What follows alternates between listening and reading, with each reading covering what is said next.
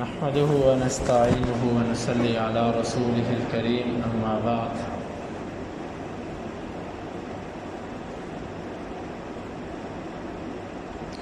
وما الحياة الدنيا إلا متاع الغرور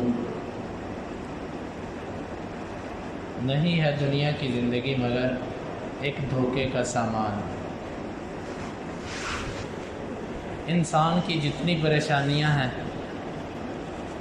جتنے غم ہیں، جتنی سوچیں ہیں اور جتنی مصروفیات ہیں، یہ تقریباً ساری کی ساری دنیا سے تعلق رکھتی ہے۔ انسان اگر اپنی زندگی میں یہ چاہتا ہے کہ میں ان پریشانیوں سے، ان سوچوں سے، ان مصیبتوں سے اپنے آپ کو آزاد کروں، تو چند منٹ کے لیے صرف آنکھیں بند کر کے یہ تصور کرے کہ میں دنیا سے نکل گیا ہوں۔ اتنا تصور بس اپنے ذہن میں لے کر آئیں اور یہ سوچے کہ میں اب قبر میں ہوں یا قبر میں جا رہا ہوں، صرف اتنا سوچیں۔ انسان کی ساری مجبوریاں، ساری پریشانیاں، سارے معاملات ختم ہو جائیں۔ ہر وقت سوچیں، ہر وقت پریشانیاں، ہر وقت مشکلات، ہر وقت مجبوریاں اور بے چینیاں، ان کا تعلق دنیا کے امور کے ساتھ ہے۔ انسان دنیا کے ساتھ جتنا جڑے گا، جتنا اس کے پیچھے بھاگے گا، یہ اتنا اس انسان کو ذلیل اور رسوا کرے گی۔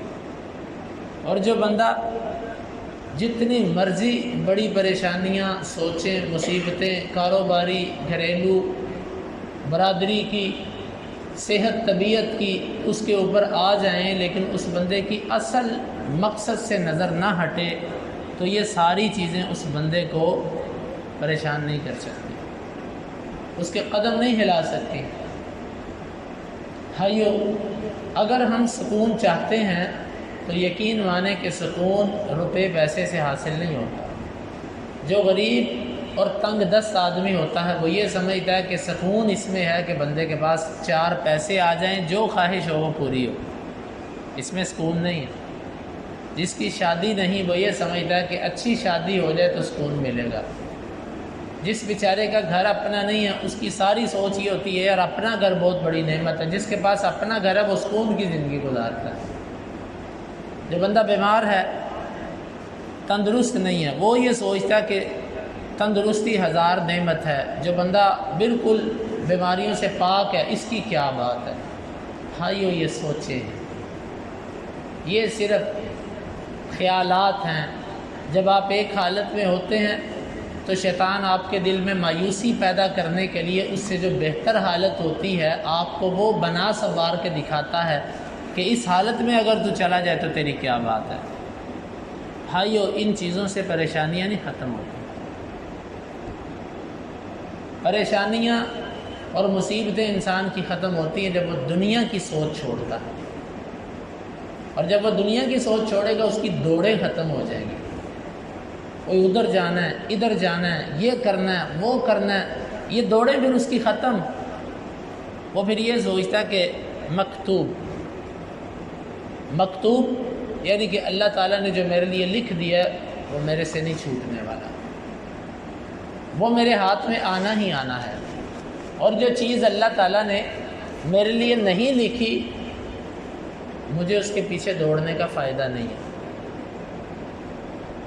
بعض اسلاف سے کسی نے پوچھا کہ آپ کیوں اتنے دنیا کے معاملات میں رغبت نہیں رکھتے، آپ کو کیا وجہ ہے؟ وہ کہنے لگے بھئی دیکھو، اتنا مجھے پتہ ہے کہ جو موت کا وقت ہے یہ ٹلنے والا نہیں ہے۔ جب موت آنی ہے اس نے مجھے موقع نہیں دینا۔ دوسری بات کہ دنیا کے معاملات میں میرا کوئی نائب بن سکتا ہے۔ میں اپنی دکان پہ، اپنے کاروبار پہ کسی کو اپنی جگہ پہ کھڑا کر سکتا ہوں، اپنے بیٹے کو، اپنے بھائی کو، اپنے ملازم کو۔ البتہ میرے جو آخرت کے معاملات ہیں ان میں میرا کوئی نائب نہیں بن سکتا۔ میرے جو آخرت کے لیے اعمال ہیں وہ کسی اور نے نہیں کرنے، وہ مجھے ہی کرنے ہیں۔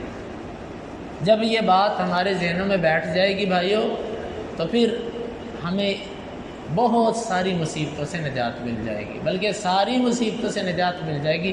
اسی کی طرف اللہ تعالیٰ نے قرآن مجید میں اشارہ کیا، الا بذکر اللہ تطمئن القلوب، خبردار، تنبیہ کی اللہ تعالیٰ نے، خبردار، اللہ کے ذکر سے دلوں کو اطمینان حاصل ہوتا ہے۔ اللہ کا ذکر سبحان اللہ الحمدللہ نہیں ہے، نماز اللہ تعالیٰ کا ذکر، قرآن مجید کی تلاوت اللہ تعالیٰ کا ذکر، اس کے علاوہ جو اذکار کیے جاتے ہیں صبح و شام کے، گھر میں داخل ہونے کے، نکلنے کے، مسجد میں داخل ہونے کے، یہ سارے اذکار اللہ تعالیٰ کا ذکر، اور پھر اسی طرح رب کو یاد رکھنا اپنے معاملات کے اندر، تجارت میں، لین دین میں، ان سب معاملات میں رب کو یاد رکھنا، یہ اللہ کا ذکر ہی ہے سارا۔ ذکر کا معنی صرف سبحان اللہ الحمدللہ نہیں ہے۔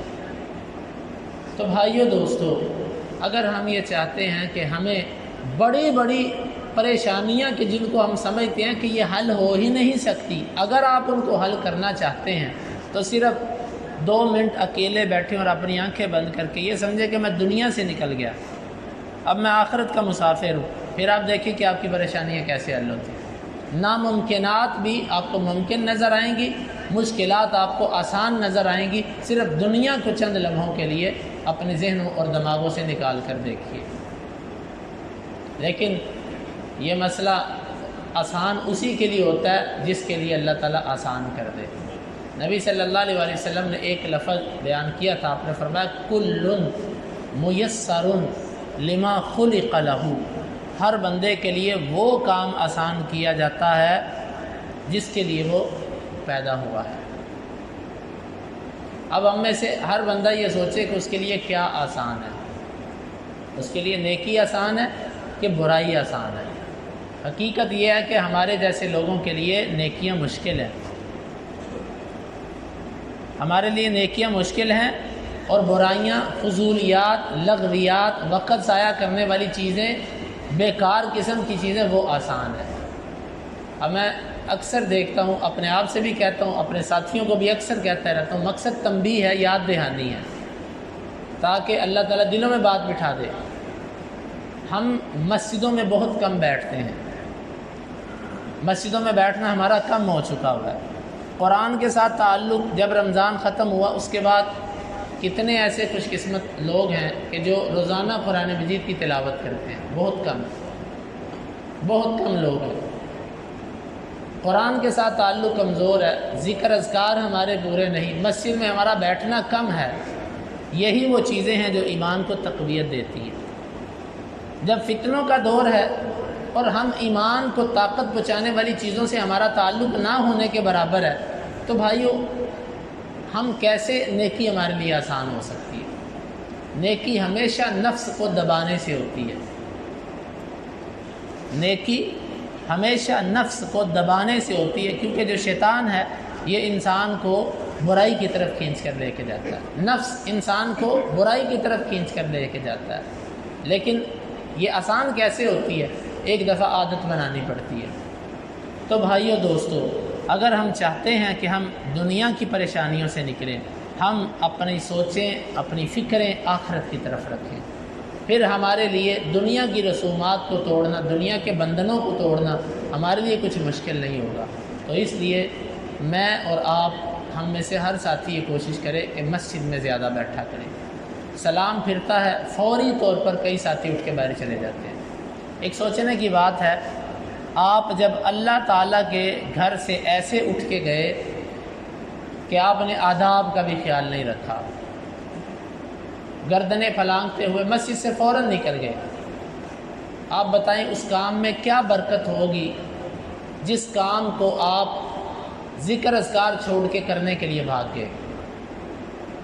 کام ہو جاتے ہیں، کاموں کے اندر برکتیں ختم ہو جاتی ہیں۔ اگر آپ بیٹھ کر ذکر کر کے جائیں، آپ کے ذہن میں تو یہ ہے میں لیٹ ہو جاؤں گا، لیکن اللہ تعالیٰ آپ کے لیے اس معاملے میں برکت کر دے گا۔ آپ کے ذہن میں یہ ہوگا کہ میں نے دکان پہ جانا ہے، آفس جانا ہے، میرے لیے نیند کا وقت پورا نہیں ہوگا۔ آپ اگر اللہ تعالیٰ کے حقوق ادا کریں گے، اللہ تعالیٰ آپ کی تھوڑی نیند میں برکت کر دے گا۔ آپ کی تھوڑی نیند میں ایسی برکت ہوگی کہ آپ کا جسم زیادہ نیند سے بھی بہتر ہوگا۔ یہ تو سوچنے کی بات ہے نا، رب پر یقین تو کوئی کر کے دیکھے، رب کی خاطر کوئی قربانی دے کر تو دیکھے، وقت کی، اپنے وقت کی، اپنی صحت کی، سب چیزوں کی قربانی کوئی دے کر دیکھے۔ اللہ تعالیٰ بڑا غیور ہے، اللہ اغیر من ذالک، اللہ بڑا غیرت والا ہے، اس کی خاطر اگر کوئی غیرت کرتا تو وہ اس کو ضائع نہیں کرتا۔ بھائیو، مسجدوں کے اندر بیٹھا کرو، خالی مسجدوں میں بیٹھنا یقین مانے یہ دلوں کے اندر کئی قسم کی بیماریوں کو دور کرتا ہے۔ اور کوشش کیا کریں ہم سب کہ نماز کھڑی ہونے سے پہلے مسجد میں آ کر بیٹھ جانا، خاموشی کے ساتھ سر جھکا کے، باتیں نہ ہوں، ادھر ادھر نہ دیکھا جائے، خالی یہ آ کر بیٹھنا ایک الگ اثر رکھتا ہے۔ اگر اس کے ساتھ ساتھ آپ اذکار شروع کر دیں تو اس کی کیا بات ہے۔ یہ چیزیں ایسی ہیں کہ جو اس زمانے کے اندر، اس دور میں جس میں ہم گزر رہے ہیں، ضروری ہے ایک انسان کے لیے۔ مسجدوں میں زیادہ بیٹھیں، قرآن مجید کی تلاوت زیادہ کریں، اذکار چلیں، آپ کے پاس وقت کم ہے، چلتے پھرتے بھی بندہ ذکر کر لیتا ہے، نمازوں کے بعد کے اذکار آپ چلتے پھر، لیکن اپنی زندگیوں کے کچھ معمول بنائیں گے تو بنیں گے۔ مسجدوں کے اندر زیادہ بیٹھیں، یہ اللہ کے گھر ہیں، ان کو آباد کرنے کی کوشش کریں۔ اللہ تعالیٰ سے دعا ہے کہ اللہ تعالیٰ ہماری فکریں، ہماری سوچیں آخرت سے جوڑ دے۔ اللہم انفعنا بما علمتنا وعلمنا ما ينفعنا وزدنا علما وآخر دعوانا ان الحمد للہ رب العالمین۔ جمعہ کا دن ہے، سورہ کاف کی تلاوت